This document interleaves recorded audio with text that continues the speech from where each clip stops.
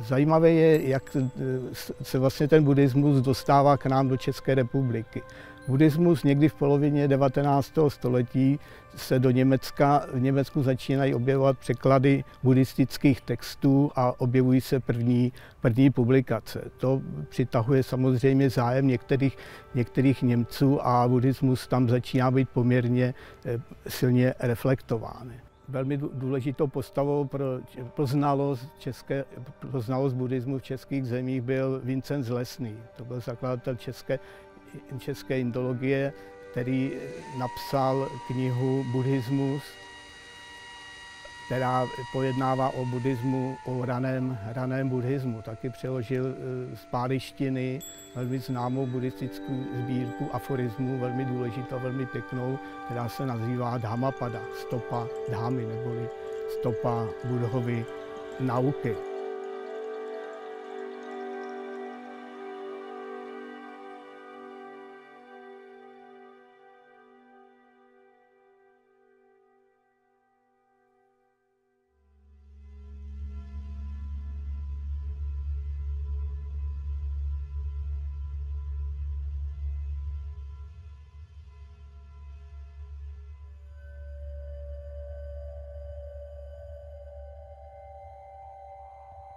Akademickým představitelem, který jakoby seznámil českou veřejnost poměrně velmi dobře s buddhismem, byl Zbyněk Fischer alias Egon Bondy, známý jako básník, spisovatel a tak dále. Ten v roce 1968 publikoval v edici Orbis knihu Buddha, která na svoji dobu je mimořádně kvalitní. Popisuje tam s velkým vhledem základy Buddhovy nauky a sám znám několik lidí, které tato kniha inspirovala ke studium indických náboženství. Egon Bondy taky napsal velmi na svou dobu velmi zajímavé poznámky k dějinám filozofie a má to asi 6 dílů a jeden z těchto dílů se věnuje indické filozofii. Ta knížka na svoji dobu je velmi dobrá. Egon Bondy tam bohužel neuvádí žádné bibliografie a odkazy, takže je to občas oříšek, nicméně Egon Bondy tam má určitě velmi dobré vhledy do podstaty nebo do povahy, zejména buddhistické filozofie.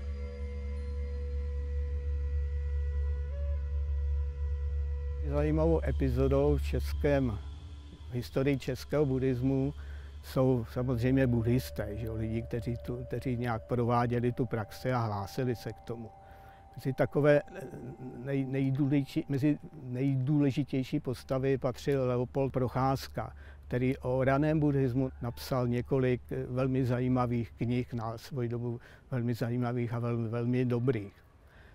Snem pana doktora Procházky bylo postavit buddhistický klášter v českých zemích, ale to se mu nepovedlo. Stejně jako se mu nepovedlo splnit si přání odjet na Šrí Lanku a tam se stát buddhistickým mnichem, protože byl v roce 1944 pravděpodobně na udání nějakého českého vlastence poslán gestapem do vězení, kde v roce 1944 zemřel. Avšak tento cíl se povedl jako prvnímu Čechovi Karlovi Novosadovi, který pak získal mnišské jméno Gnanasatta Thera. Karel Novosad neboli Gnanasatta Thera pocházel z Vizovic, z Kotáru a v roce 1938 se mu konečně splnil jeho sen, odjel na Šrí Lanku, kde se stal buddhistickým mnichem. Zemřel v roce 1984.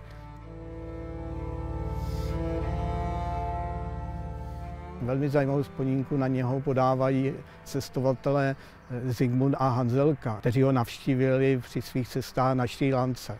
Píšou ve své knize Ceylon, ráj bez andělů, že Novosad byl ze začátku velmi nedůvěřivý. Ještě když začali mluvit česky, tak chvíli mlčel, ale pak promluvil nejúžasnějším vízovickým nářečím. Velmi důležitou stopu zanechali pro české buddhisty a vůbec pro historii buddhismu v Čechách také mystikové, mezi které patřil Fráňa František Drtiko, známý slavný fotograf, malíř a také mystik. Ten buddhismus kombinoval takovým zvláštním způsobem s křesťanstvím, sice vycházel z křesťanství, když k němu byl poměrně kritický. Přiložil základní filozofické dílo jednoho z nejvýznamnějších filozofů Nagarjuny, který žil někdy ve 2. 3. století našeho letopočtu. Drtiko samozřejmě překládal z němčiny, ale překládal také myslím z ruštiny, kdy přeložil několik zajímavých věcí od Rosenberga až Štěrbackého. To je kniha o nirváně.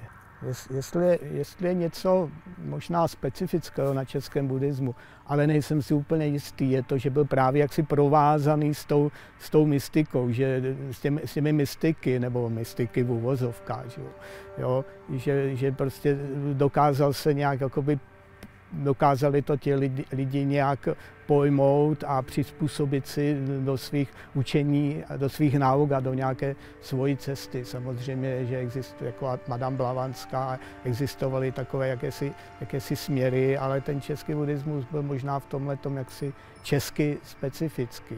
Možná to bylo i proto, že jsme měli jaksi hodně pohnuté dějiny, že vlastně, když ten buddhismus tady přichází, tak tady že byla druhá světová válka, pak zase tady byl komunistický režim a ono ani po té první světová válka, ani po té první světové válce ta situace ekonomická nebyla vůbec dobrá, takže ti lidi hledali něco, co by jako pomohlo v tom jejich soužení, přesně v intencích Gautamy Buddhy.